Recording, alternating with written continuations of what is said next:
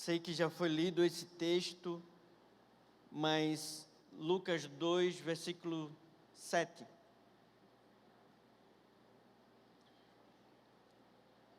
O versículo 7 o Ciro não leu. Diz o seguinte: e ela deu à luz o seu primogênito, envolveu-o com tiras de pano e colocou-o sobre uma manjedoura, pois não havia lugar para eles na hospedaria.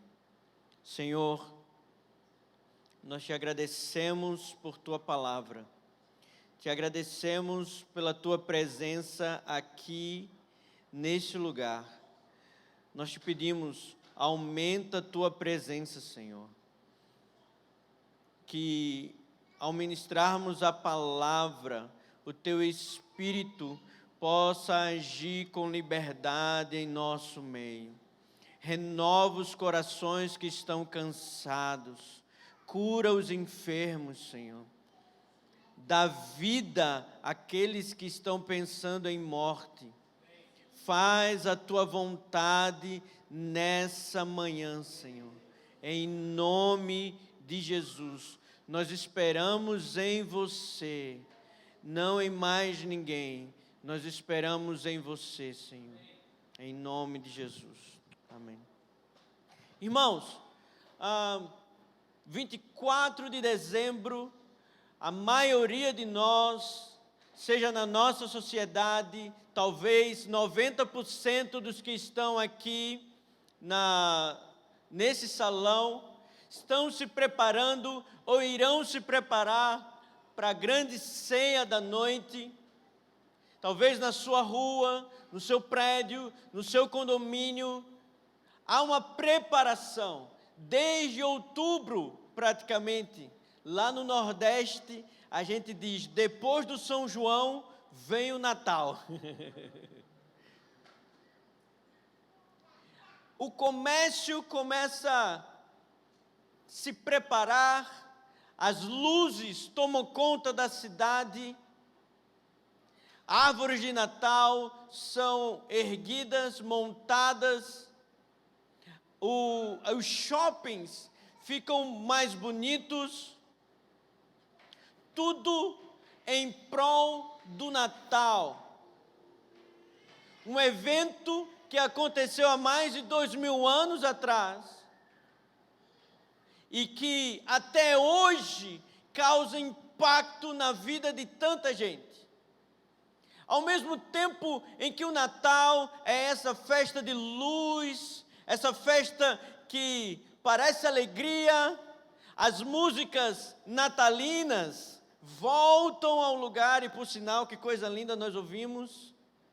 Lembrei da época em que eu era apenas um garotinho de igreja presbiteriana, meu pai era pastor, também era regente de coral, que cantava essa canção, e obrigado por cantar a canção do Inário Presbiteriano. Mas também é um momento em que as pessoas elas entram numa depressão maior, parece. Elas se sentem mais tristes, elas se isolam. Há irmãos, pessoas que estão distantes dos pais. Às vezes o Natal não é um lugar em que ela se sente bem, em que vai encontrar com a família. Não, muitos não querem nem encontrar com a família. Esse lugar em que todo mundo se encontra é algo odioso, rancoroso, triste, angustiante. Talvez só aconteça lá no Nordeste, aqui não acontece esse tipo de coisa. Muitos podem dizer até, eu odeio o Natal.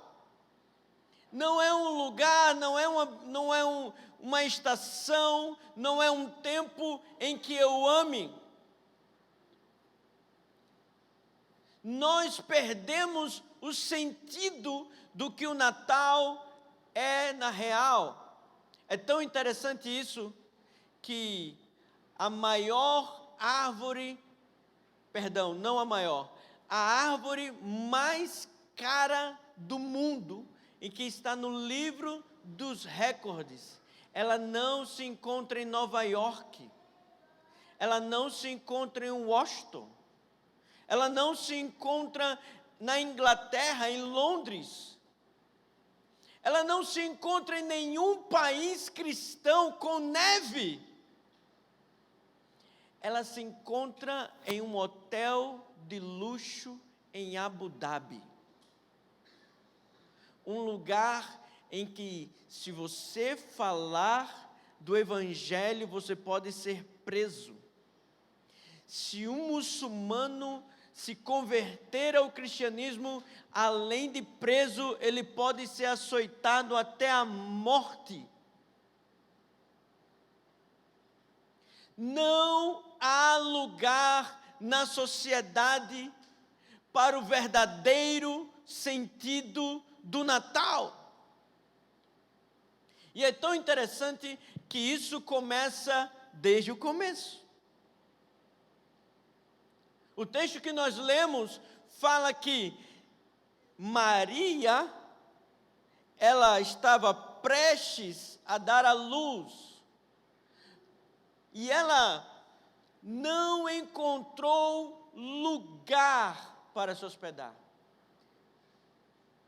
Os filmes, os desenhos animados, eles contam uma história, e se você assistiu um filme até bem bonitinho, se você tem criança, Estrela de Belém, você vai ver que eles estão procurando um lugar.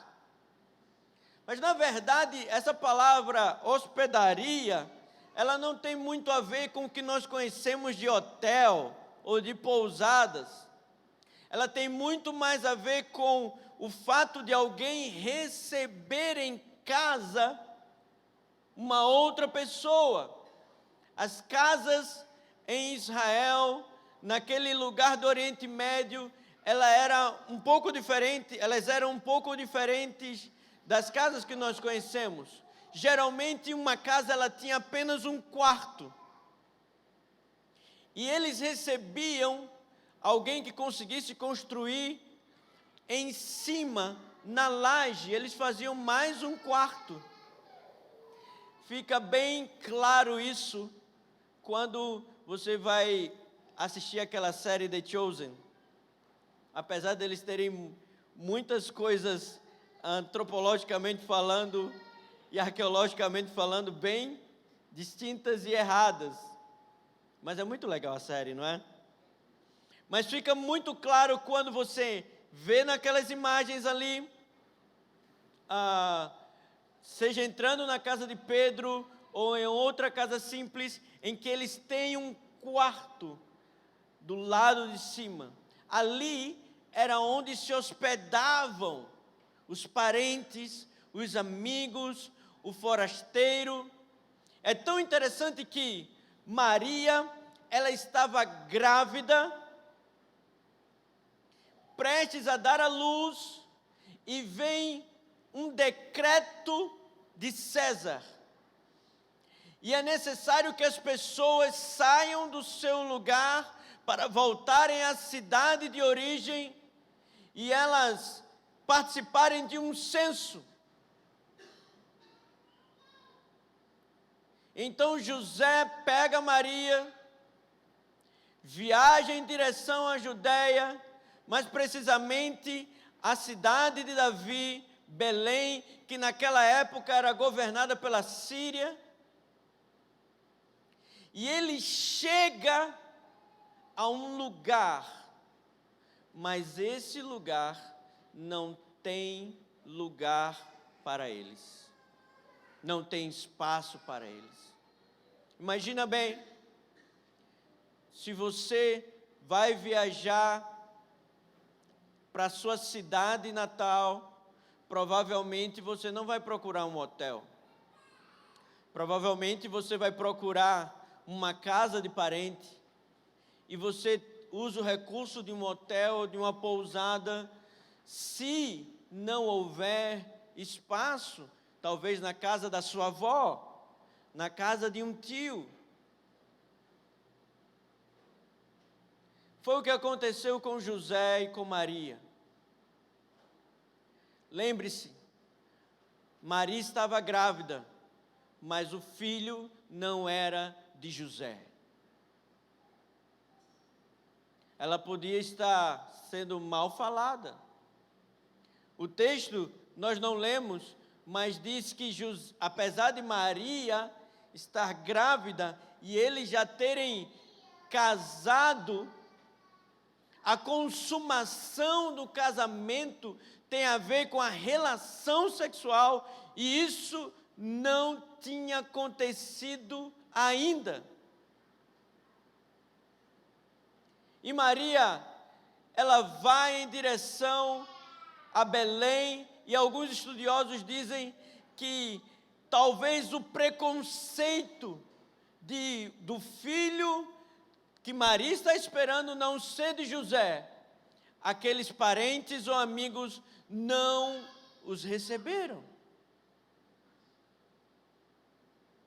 E Maria vai para a estalagem, que geralmente era um lugar como um terraço, um quintal, em que ali tinha-se o burrinho da família, tinha-se ali algumas ovelhas ou cabras para o alimento, tirar o leite.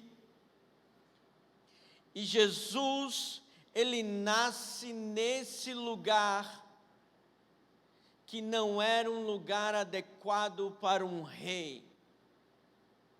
Mas é tão interessante que lá em Filipenses 2, versículo 7, o apóstolo Paulo ele vai falar que ele se esvaziou de toda a sua glória e se fez carne, se achou na forma de homem, mas não só isso, achado na forma de homem, ele se humilhou mais ainda, sendo obediente até a morte.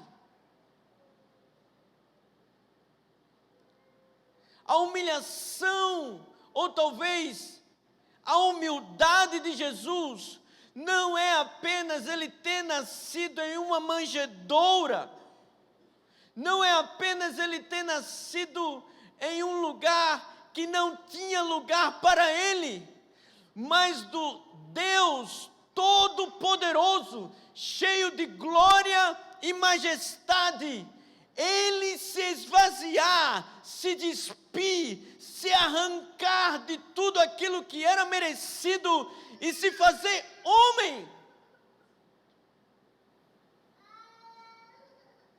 Como o Ciro bem falou aqui, ele se fez pessoal, acessível.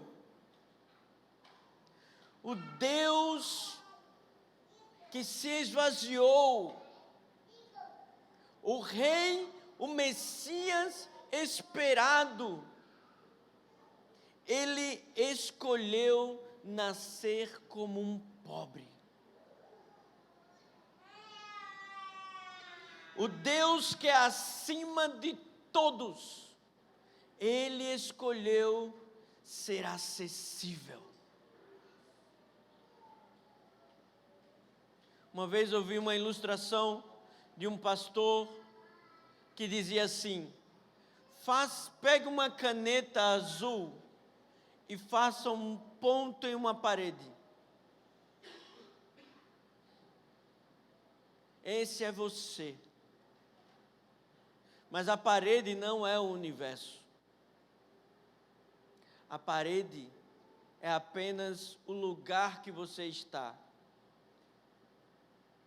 Agora, olhe para toda a imensidão do cosmos.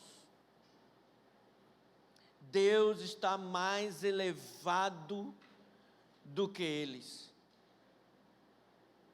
E sabe o que é que Deus fez? Ele se fez um pontinho azul na parede.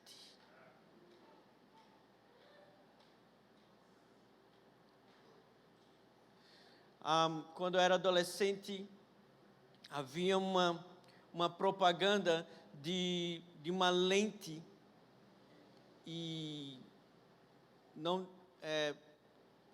como se diz, de uma empresa que fabrica lentes de óculos e lentes de contato.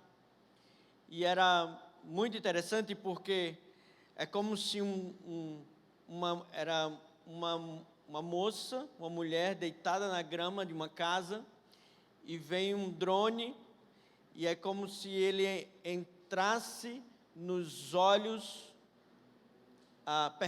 ele mostra ela deitada, e ele vai para o cosmos, e ele mostra toda a imensidão do cosmos, os planetas, as galáxias, e depois ele volta tudo, entra na atmosfera da Terra, e ele mostra de novo aquela mulher, e agora a imagem entra nos olhos, e toda a complexidade, eu não sei se há oftalmologistas aqui, mas mostra toda a complexidade que é o globo ocular, comparando essa complexidade à complexidade que é do cosmos. Esse Deus que criou toda a dimensão cósmica e toda a complexidade que há no seu globo ocular, Ele decidiu se esvaziar e nascer como alguém, como eu e você.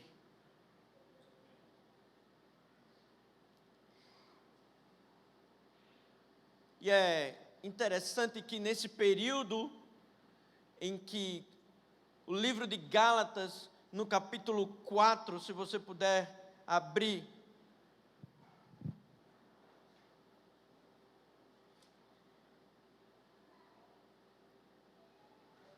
Gálatas no capítulo 4,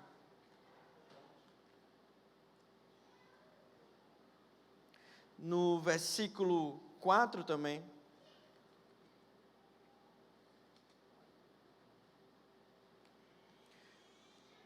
ele vai falar sobre a plenitude dos tempos.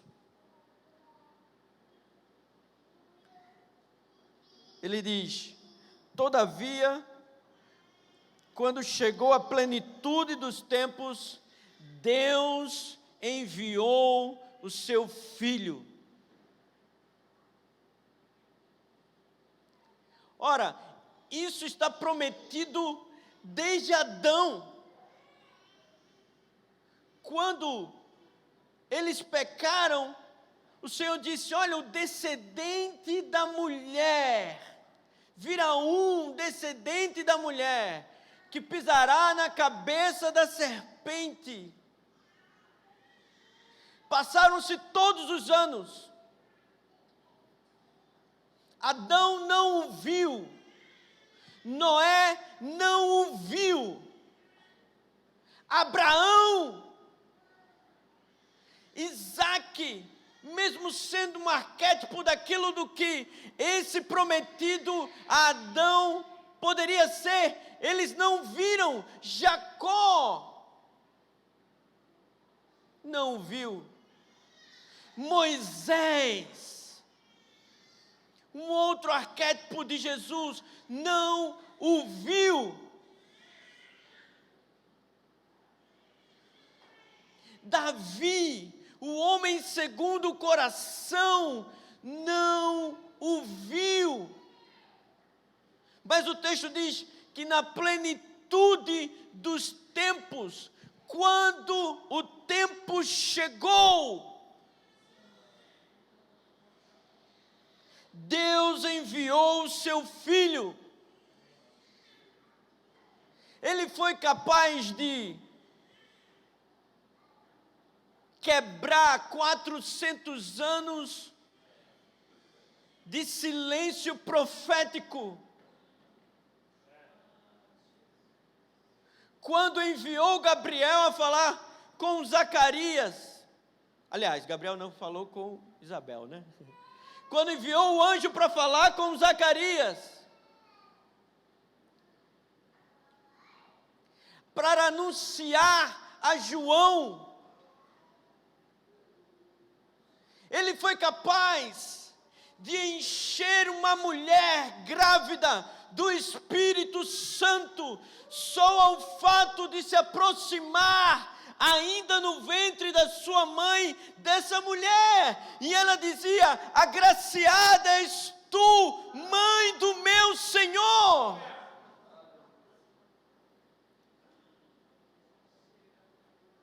Este homem, que era Deus, e que agora também era homem, ele movimentou tudo o que estava acontecendo naquele tempo. Mas é interessante que, assim como nos dias de hoje, em que árvores de Natal são erguidas em um lugar em que o cristianismo é proibido, assim como nós vamos em shopping centers, andamos na rua ou dentro da nossa casa, esse movimento do Natal é esquecido. Naquela época também, as pessoas talvez tinham perdido o coração de aguardar pelo Messias. Olha que interessante. Israel e todo mundo naquela época era dominada por Roma. Havia uma língua popular, como o inglês é hoje, e era o grego. Deus arquitetou tudo. Alguém precisava nascer em Belém, e foi decretado por um homem ímpio um censo. Jesus não poderia nascer em Cafarnaum, onde eles moravam. Ele não poderia nascer em Nazaré. Ele tinha que nascer em Belém. Todas as coisas foram cooperando, e o livro de Gálatas diz: na plenitude dos tempos, Deus enviou seu filho, nascido de mulher, nascido também debaixo da autoridade da lei, ou seja, como um judeu, parte da raiz de Davi,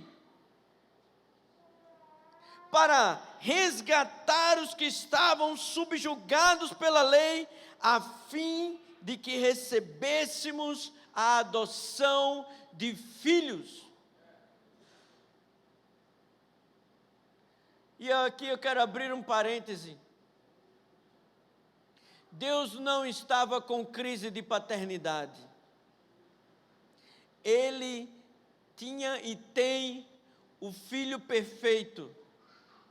Por mais que seu filho se esforce, ou que você como um filho se esforce, nós nunca seremos filhos ou teremos filhos perfeitos. Mas Deus tinha um filho e tem um filho perfeito. Mas essa graça abundante fez com que hoje nós pudéssemos sermos chamados de filhos de Deus.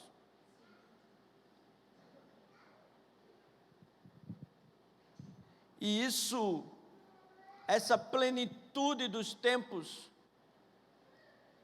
ela não foi percebida por alguns personagens daquela época.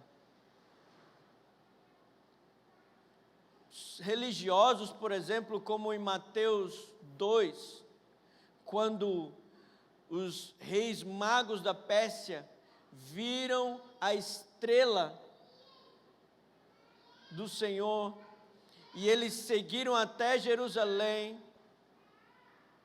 E lá em Jerusalém, eles se encontram com Herodes e dizem: olha, nós viemos aqui para saber onde está o rei que nasceu. Ciro, é interessante, eles não tinham dúvida, Rafael, que o rei tinha nascido. Eles, mesmo com pouca revelação, mesmo eles não tendo ou não sendo da linhagem da lei, mesmo eles não ouvindo desde pequenos as profecias bíblicas, eles não tinham dúvidas. Se você pode abrir para a gente não demorar depois de anotar, Mateus 2, do 1 ao 16. Eles não tinham dúvida de que Jesus tinha nascido. Mas sabe, o texto de Mateus diz que toda Jerusalém se admirou. Eles contaram para Herodes, contaram para Jerusalém, mas eles não discerniram o tempo profético. Eles estavam dormindo. Assim como nos dias de hoje, em que montamos nossas árvores, fazemos nossas ceias, damos e recebemos presentes, eles estavam dormindo. Era mais do que se esperar. Aquele era o povo de Deus. Ali estavam os estudiosos da lei. Os escribas são chamados por Herodes. E ele pergunta: onde há de nascer o rei dos judeus? E eles dizem, conforme diz o profeta: na cidade tu, Belém, pequena Belém, Efratá, que quer dizer frutífera, Belém quer dizer casa do pão, de ti sairá o rei. Mas sabe, alguém chega anunciando que o rei nasceu. Alguém chega dizendo que o rei nasceu. Mas o coração deles estavam tão frios, tão céticos, que eles não se alegraram, eles não vibraram, eles não gritaram, eles não correram em direção àquele rei. Não importava, eles não sabiam ainda que ele tinha nascido numa manjedoura, em um lugar pobre. Ninguém foi procurar o rei.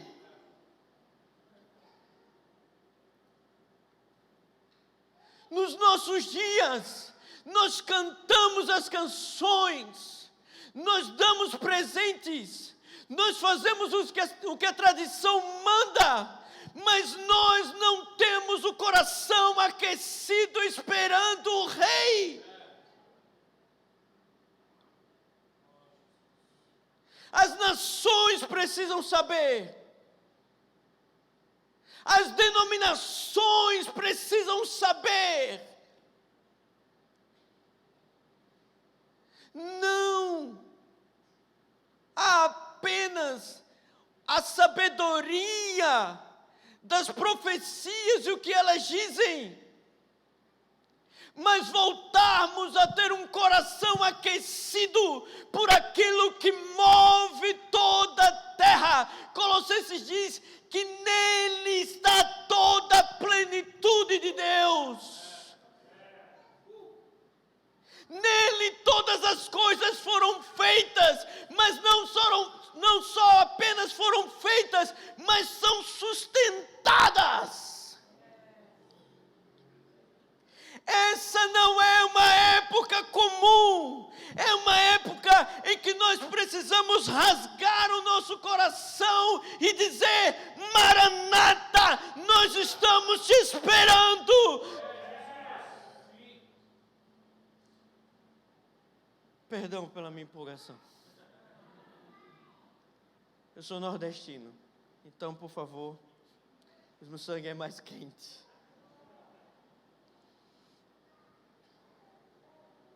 Então Herodes ele, como nós dizemos lá, ele dá um migué. Ele diz: vá em direção ao rei. E quando acharem, me diga, para que eu vá adorá-lo.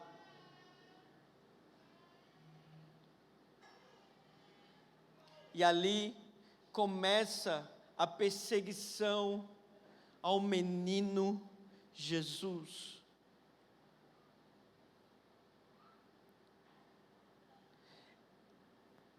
Jesus é tão especial nesse momento que ele decide vir através de uma mulher adolescente que ainda não estava casada oficialmente, nasce em um lugar rejeitado, de desprezo, porque não havia lugar para ele. E além disso, ele é perseguido no primeiro dia de vida.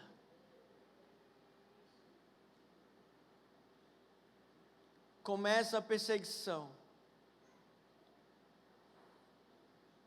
Olha, eu não preciso falar sobre escatologia, porque aqui principalmente, porque eu sei que se fala muito. Mas no livro de João, no capítulo 15 e no versículo 20, diz o seguinte: se me perseguiram, vos perseguirão também.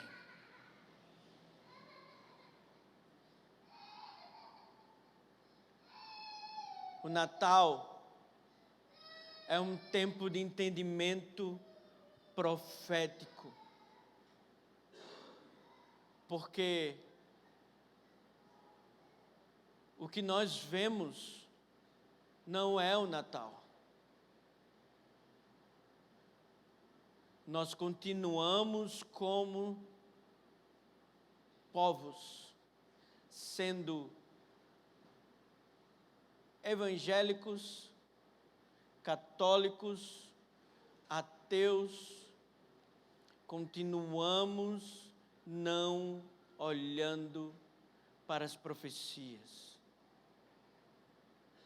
Mas todos aqueles que olharem para Jesus, todos aqueles que amarem a Ele acima de todas as coisas, sofrerão o mesmo dano que Ele sofreu. Porque assim como o texto diz de João, não há ninguém maior do que o seu Senhor.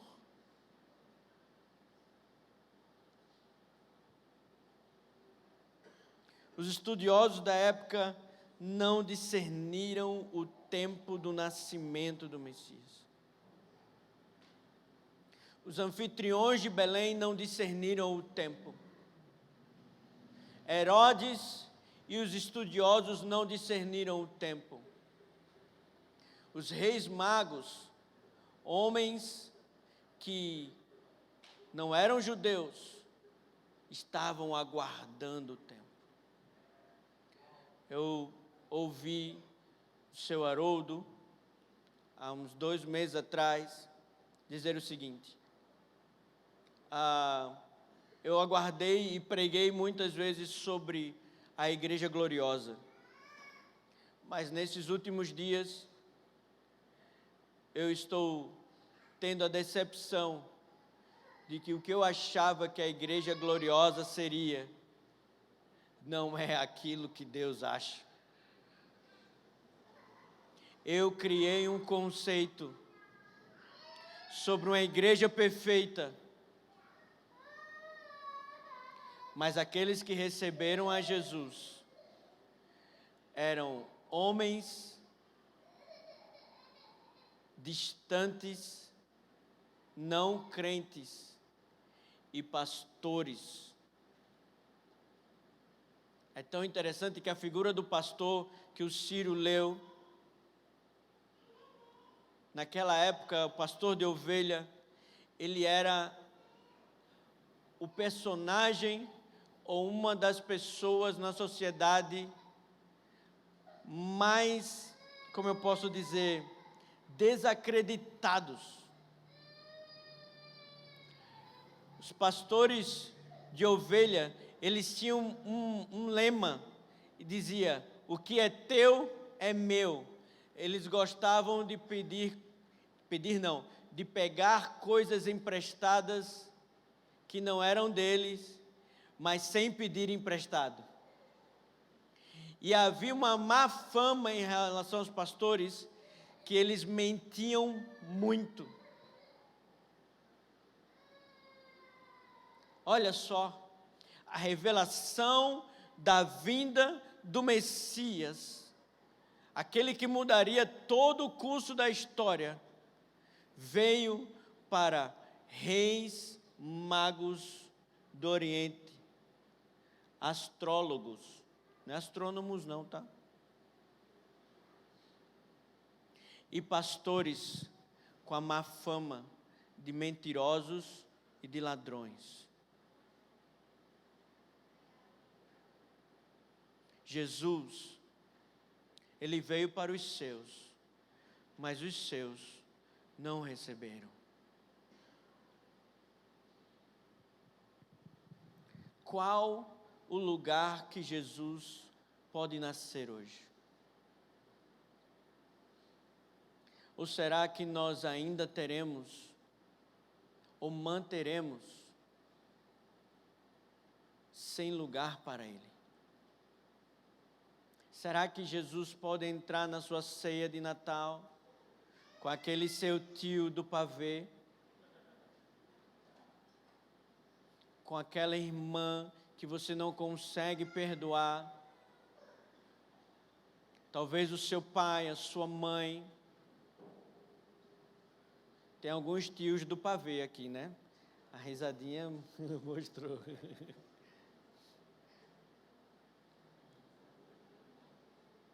Será que o Espírito Santo pode fazer morada?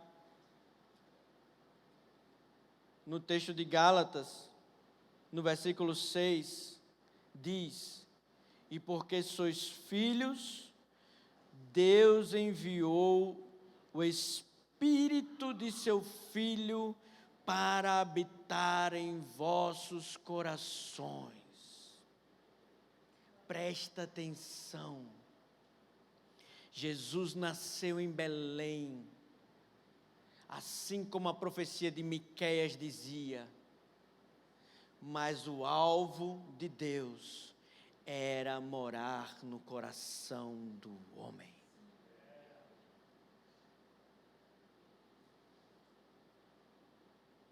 O alvo de Deus nunca foi uma hospedaria.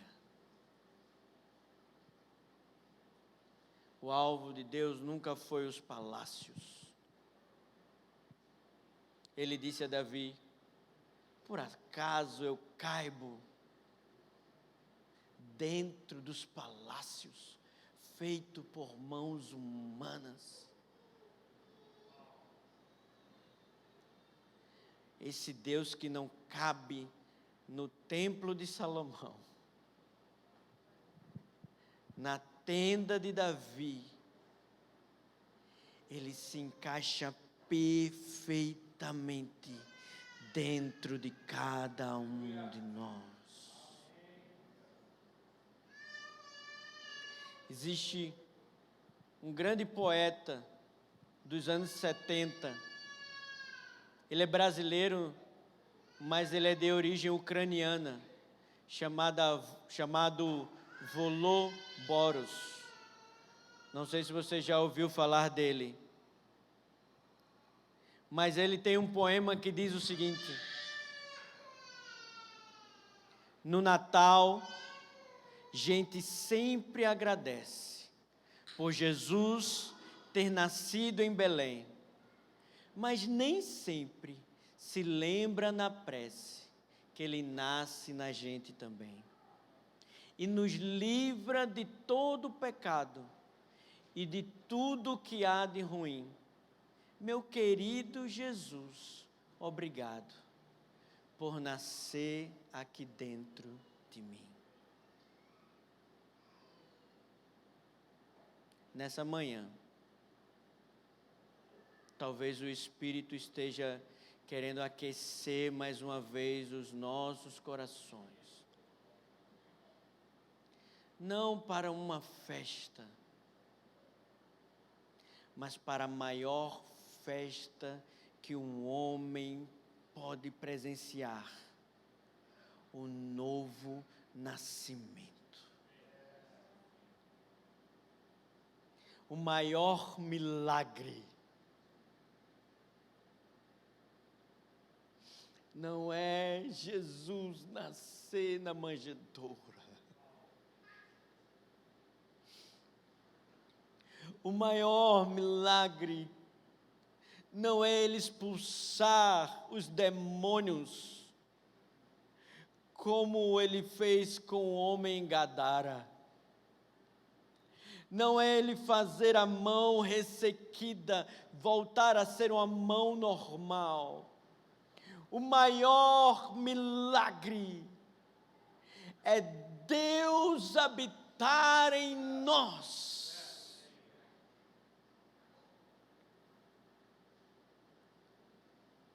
Jesus, Ele extrapolou as expectativas proféticas.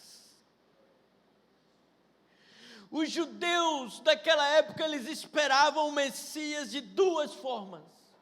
E eu vou terminar. A primeira é que eles esperavam um grande chefe militar, que poderia libertar Israel das mãos, das garras tiranas de Roma. E se você quiser saber um pouco mais, estude a história dos Macabeus, dos Zelotes. Nós iremos aprender sobre o que o povo judeu esperava. Existia um outro povo. Existia uma outra expectativa. Era o judeu pobre. Aquele que esmolava na porta do templo. Aqueles que estavam cheios de lepra. Aqueles que não tinham o que comer. Eles esperavam o Messias como um grande curandeiro, que iria libertá-lo das suas mazelas, da fome, das doenças, dos demônios, dos problemas. Mas ninguém, absolutamente ninguém, poderia ousar, supor, acreditar de que esse Deus, que encheu o templo quando eles adoravam, dizendo: grande é o Senhor, bom é o Senhor, e a sua misericórdia dura para sempre. Esse Deus que mostrou a visão de Ezequiel no vale de ossos secos, esse Deus que dividiu o mar vermelho em dois e fez o povo passar a pés enxutos. Esse Deus que confrontou a Jó, dizendo: estavas tu quando eu fiz os fundamentos do mundo.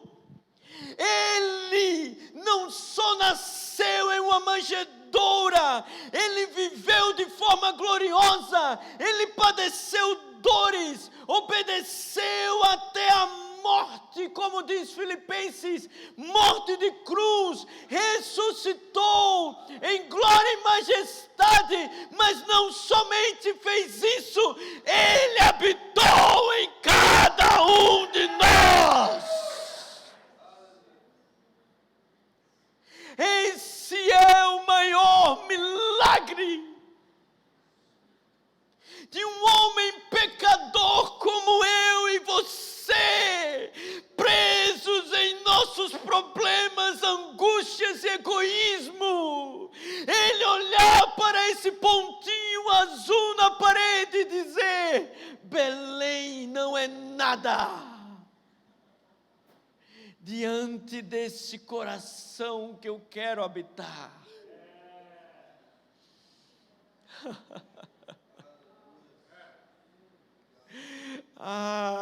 Meus irmãos, na plenitude dos tempos, acontecerá o maior evento da história.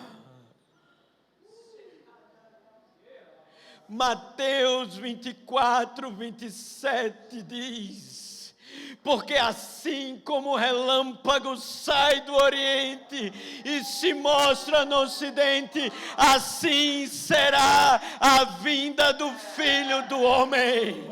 A história, o maior evento da história, está prestes a acontecer. E se nós não olharmos para o primeiro evento, seremos achados como aquela família da hospedaria. E diremos: não há lugar aqui para você. Não há lugar em nossa casa.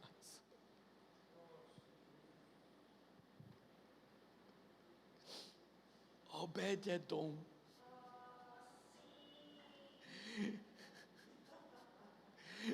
Uzá tinha acabado de morrer.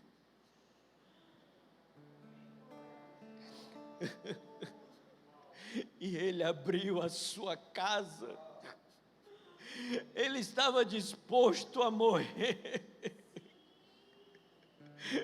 A glória de Israel pode entrar em minha casa.